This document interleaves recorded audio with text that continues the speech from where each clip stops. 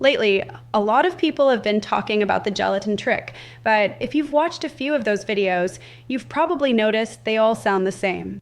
That caught my attention too, and after a while, I discovered a version that people have been quietly adding to their routine, something natural, safe, and practical.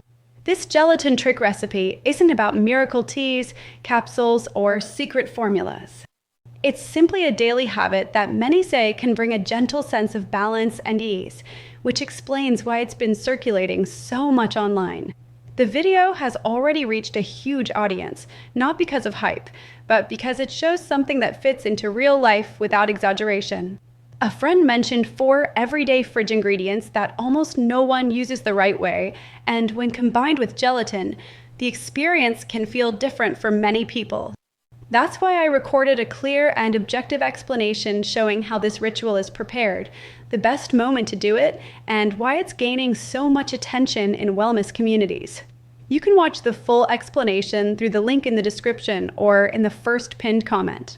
The video is still available, and it's worth watching and saving for later.